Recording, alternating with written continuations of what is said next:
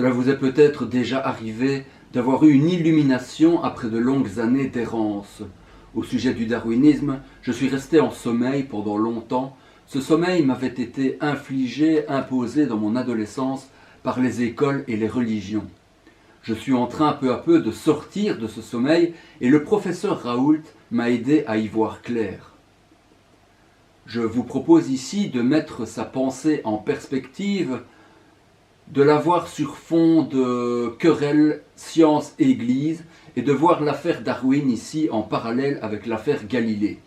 Les deux dossiers ont beaucoup d'éléments en commun. Dans les deux cas, une théorie nouvelle est venue bouleverser les consciences. Dans les deux cas, l'Église a eu une réaction, il faut le dire, assez malheureuse. Il ne s'agit pas ici de jeter systématiquement la pierre à l'Église. Je crois qu'on peut voir son attitude comme motivée par le salut des âmes. Si elle est presque toujours en retard sur son temps, c'est pour ainsi dire, et si on veut bien, par inertie. Une inertie qui a un but moral. Il s'agit pour elle de préserver un trésor précieux dont elle a la garde. Maintenant, il y a une grosse différence entre l'affaire Galilée et l'affaire Darwin. Dans le premier cas, la théorie a été condamnée. Dans le deuxième cas, la théorie de Darwin a été respectée et encensée. Quand nos enfants se souviendront du XXe siècle, une de ses caractéristiques est que cela aura été le siècle où l'Église a accueilli Darwin à bras ouverts. Alors, il me semble qu'il faut, dans le fond, revenir sur le fait que Darwin est un très très grand scientifique, très honnête intellectuellement. En fait, on sait que Darwin peut-être n'aurait pas publié directement l'origine des espèces s'il n'avait su qu'un autre allait publier la même chose. Donc, d'une certaine manière, Darwin est un homme qui accumule les preuves observationnelles. Donc, c'est vraiment un scientifique de tout haut niveau. Alors, que dit-il? Il dit que la vie est une histoire. En fait, le vivant, à chaque étape de son développement, le vivant produit des variants. Il y a des plantes ou des animaux qui sont chaque fois un peu différents et certaines différences permettent des adaptations plus réussies dans certains environnements donnés.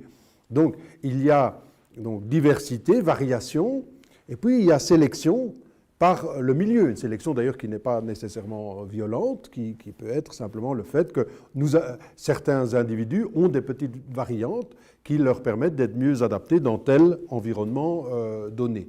Alors, Darwin a longtemps réfléchi à cela, entre autres à partir aussi on pourrait dire de l'évolution artificielle, de la sélection artificielle, puisqu'il voyait bien dans les campagnes anglaises qu'on peut arriver à sélectionner des espèces animales sur un temps relativement court en sélectionnant des animaux, ou parfois des plantes, qui ont certaines caractéristiques. Donc la nature pourrait naturellement faire une sélection que le sélectionneur, lui, artificiel, peut faire aussi. Bon. Donc variation, reproduction, sélection constituent un cadre dans lequel on peut comprendre comment les différentes espèces peuvent apparaître, ou les différents groupes animaux, végétaux, biologiques peuvent apparaître. Alors aujourd'hui, l'idée profonde de Darwin est totalement validée par les observations. Alors, on a compris pourquoi il y avait des variants par les mutations. La théorie de Darwin est validée par non seulement les lignées fossiles, mais par l'observation anatomique des individus, par les proximités génétiques. Donc la génétique, la physiologie, etc., nous a montré, la paléontologie, ne font que renforcer en fait l'idée darwinienne. Alors, faut-il avoir peur dans le cadre on pourrait dire de l'Église, ou si on a la foi, faut-il avoir peur de la théorie darwinienne de l'évolution? Moi, je dis non, parce que dans le fond, c'est une théorie scientifique qui rend compte le mieux possible de l'histoire du vivant, ou le vivant par son histoire. Et donc nous avons à l'accueillir comme quelque chose qui est une vérité. Bien sûr, on pourrait dire la théorie de Darwin ne fait que s'enrichir de différents éléments théoriques que l'on connaît mieux maintenant, mais l'idée globale reste quand même celle-là. Donc l'évolution se fait par mutation, sélection, que l'on peut, disons, avec tous des cadres théoriques, disons, qui enrichissent l'idée darwinienne. Bon. Alors, pourquoi ça a fait peur dans l'Église? Parce qu'on se disait, mais alors, l'homme, à la fin de cette évolution, finalement, n'a plus aucune transcendance, il n'est que le produit d'une évolution par le bas. Et dans le fond, ce mécanisme de sélection, etc., pourrait, d'une certaine manière, être extrêmement violent et conduire peut-être à des thèses où on dirait, bon, ben, seuls les forts réussissent, etc. Bon. Mais il faut distinguer la théorie scientifique de Darwin des idéologies du darwinisme social. Hein. Le cousin de Darwin, Galton, avait développé des thèses eugénistes sur base des théories de Darwin, mais Darwin n'a jamais adhéré à ces idées-là. Et c'est extrêmement intéressant de voir que quand il parle de l'homme, dans son livre The Descent of Man, la filiation humaine, Darwin dit finalement, est très cohérent, l'homme est bien le produit d'une sélection naturelle, d'une histoire évolutive avec des sélections, etc. Mais arrivé à l'homme, quelque chose de nouveau se passe.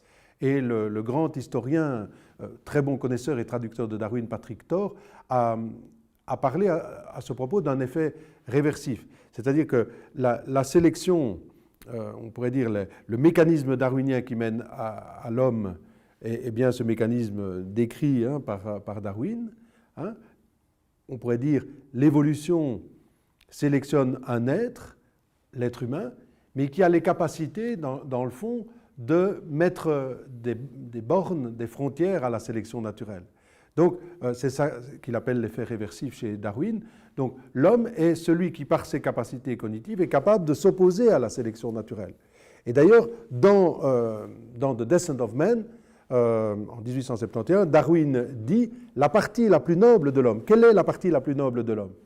Eh bien, Darwin dit c'est le fait de faire des hôpitaux, des lois pour les pauvres, des asiles pour personnes handicapées, etc. Autrement dit, l'homme est celui qui a été sélectionné par la sélection naturelle, mais qui a la capacité de s'opposer à la sélection naturelle. Et la partie la plus noble, ce qui fait le propre de l'homme, c'est justement cette capacité de respecter ce qui est fragile, ce qui serait éliminé par la sélection naturelle.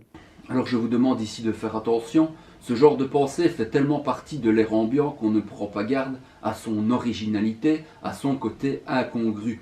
Ce qu'il faut entendre ici, c'est qu'il y a un glissement, on passe d'un sens du mot à un autre sans prévenir.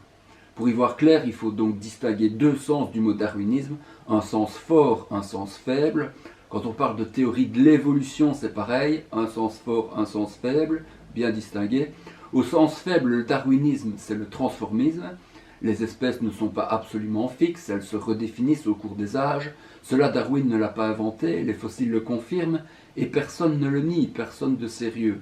Maintenant, au sens fort, le darwinisme, c'est l'affirmation que le processus de création des espèces est guidé par quelques lois extrêmement simples, tellement simples d'ailleurs qu'on pourrait presque parler d'absence de loi. C'est juste la sélection naturelle qui agit, il n'y a pas d'autre loi. Là, c'est le darwinisme au sens fort qui fait de la sélection naturelle, par exemple, une force de création très puissante. Dans la première partie de son discours, on pourrait penser que le professeur est en train de cautionner le transformisme, le darwinisme au sens faible du mot. Mais ensuite, l'ambiguïté tombe et il emploie le darwinisme au sens fort. Pendant les 17 minutes de son explication du darwinisme, il ne soulève aucun problème de fond, il laisse entendre que le darwinisme au sens fort est acceptable dans ses grandes lignes. Souvent les catholiques ont cette stratégie. Ils divisent l'univers en deux parties, d'un côté le corps, de l'autre l'âme. Pour ce qui concerne l'âme, il se réserve à eux les clés du domaine. Pour ce qui concerne le corps, il donne les clés du domaine à M. Darwin. Vous et moi, on a un ancêtre commun, que la Bible appelle Adam et qui a existé. Alors, je comprends bien le problème, hein. Darwin, Lucie, l'évolution des hommes du Néandertal. Très bien. Darwin, Lucie, l'évolution, 20 sur 20. Je ne connais aucun prêtre, et pourtant j'en connais un sacré paquet, hein, je ne connais aucun prêtre qui dise que Darwin c'est faux. Alors vous, évidemment, dans les commentaires, vous allez bien finir par m'en trouver un, mais je vous cite avant Jean-Paul II. La théorie de l'évolution est plus qu'une hypothèse. Et alors ça, il vous le disait pour vous dire que si jamais la science vous dit que le corps humain descend du singe, très bien, étudiez la science. Alors maintenant, comment est-ce qu'on met les deux ensemble, Darwin et la Bible? Darwin vous parle de l'apparition du corps humain, la Bible vous parle de l'apparition de l'âme humaine. Le corps humain vient des singes, pas l'âme humaine. C'est tout. C'est aussi simple que ça. Pendant que la grande majorité des hommes d'Église sont en train de considérer le darwinisme comme tout à fait acceptable et qu'ils s'installent confortablement dans ce nouveau château aménagé, de nombreux scientifiques de leur côté sont en train d'en révéler les superficialités et les failles de plus en plus nombreuses. D'année en année, le dossier anti-darwinien prend du volume. En tout cas, lui-même, le papa, il avait un papa et une maman, puis il y avait un papa et une maman, et donc vous voyez qu'un arbre, c'est divergent.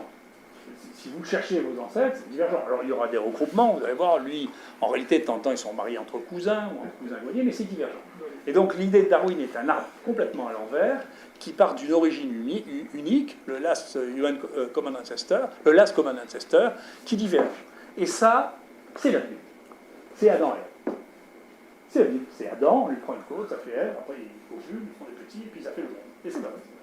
C'est une légende intéressante, mais si vous allez chez les Chinois ou chez les Indiens, ils pensent complètement différemment. Donc c'est une théorie judéo-chrétienne. Dans son livre « Dépasser Darwin », le professeur Raoult ajoute sa contribution de microbiologiste à cette entreprise de déconstruction générale du darwinisme. Il nous aide à sortir d'une vision étouffante et déprimante issue du XIXe siècle. L'Église, ne voulant plus être décrédibilisée pour condamner des idées vraies, aujourd'hui ne condamne plus personne et se décrédibilise d'une autre façon.